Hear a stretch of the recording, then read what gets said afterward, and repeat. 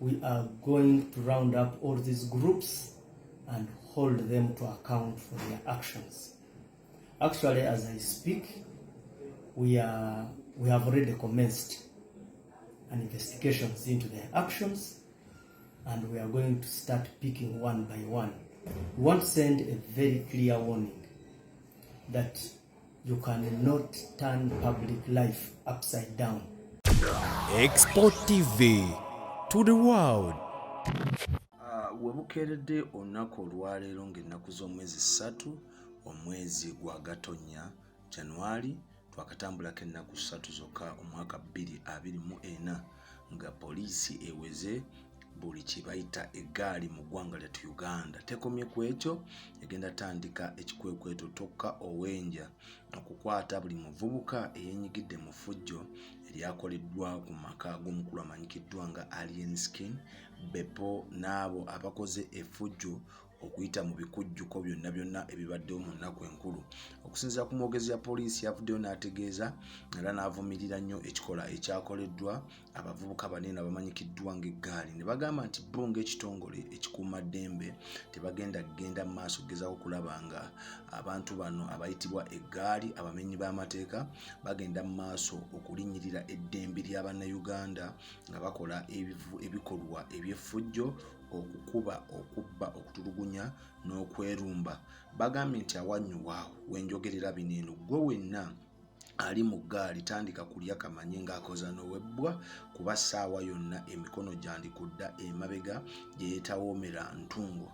Era bonna abavubuka abalumbye olunaku lwa kawungeezi ng'ennaku z'omwezi 2 ewa Alien Skin, ssaawa yonna omuyiggo ekikwekweto ekyokubakwata era kibateeka emabega w'emitayimbwa kigenda kutandika. Poliisi yavuddeyo n'eyisa n'ekiwandiiko kiri kye bayita luva okwaya ng'erabula buli kiyitibwa eggaali nti mweddeko ssaawa yonna mwandyezaalira ebitukula makaayi byagenda mu maaso okulaba ng'azaalira ensiko.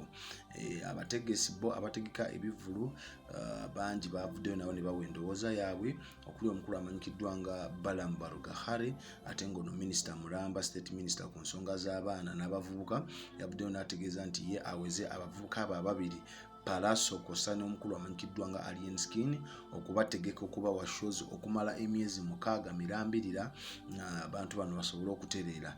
Ye Abitex yavuddeyo n'ategeeza ku kibanja kye kya Facebook n'agamba nga bw'ataliddayo kutegeka omukulu amanyikiddwa nga Alien Skin era n'ategeeza nti nabo ba promoter abali wansi wa Federation egatta ba promoters bategeeza nti bagenda kuddamu kutegeka Alien Skin. Lwekyo yagambye nti atambula n'emiguunwa n'emyozi abamenyi b'amateeka era bakola effujjo lyali lya nsusso ng'ennaku z'omwezi 31 ebulanga emmengo mu kivvulu ekiggalawo omwaka ekya Buganda ekyenkuuka bw'atyo ne bakuba abantu. N'ategeeza nti gwe wenna agenda mu maaso kubanga omutegeka ati your own risk. Aba promoters bangi okuli omukulu amanyikiddwa nga Balunya yavuddeyo n'agamba nti bano babbi bamenyi b'amateeka abeetaaga okukolwako ng'ekiwundu tekinnasamba ddagala. N'ategeeza nti yalabye eggaali teri ggaali yasinze ya His Excellency Robert Kyagulanyi Ssentamu aka Bobi Wine nti abasajja abo kosa ne banne bali ababiri okuli Moses Sali Byebye Jose Chameleone balina amagaali ne tebakola ffujjo kutuuka kuli neeno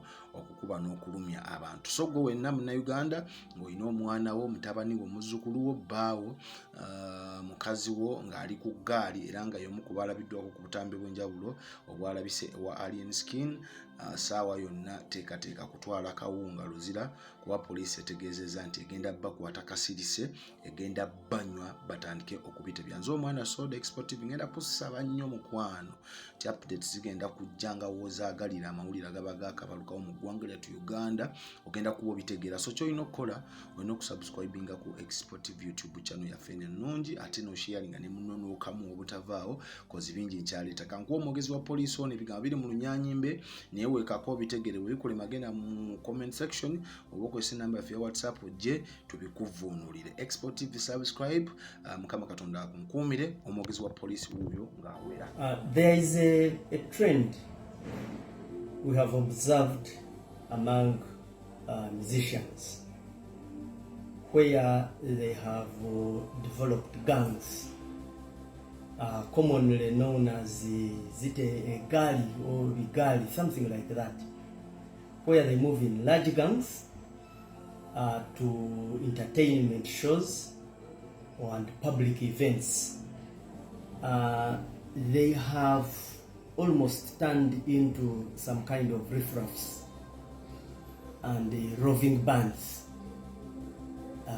beating each other, damaging property, disrupting public order. As the Uganda Police Force, we wish to send a very stern warning that we are going to round up all these groups and hold them to account for their actions.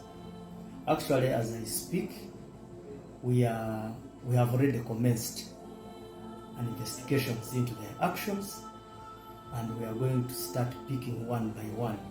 We want to send a very clear warning that you cannot turn public life upside down and deny other people an opportunity and a right to peacefully enjoy our general spaces.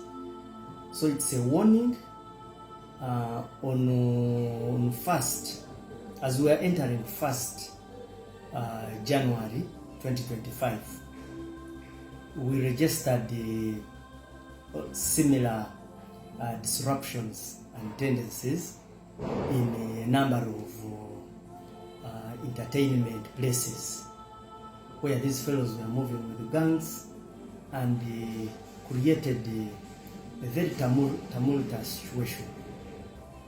Now that, as Uganda Police Force, we are issuing a warning that it must stop, and we are going to bring them to account. We heard of an attack and counter-attack on each other. I think there was an attack in a forest park where one gang attacked another. Then there is another musician whose home was attacked, I think in either Gaba or Bunga. Now, these musicians, certainly we are not going to allow them to create a reign of terror on the Wananchis, and generally when the police is seen, we are going to really take stern action. Yes, thank you. Export TV to the world.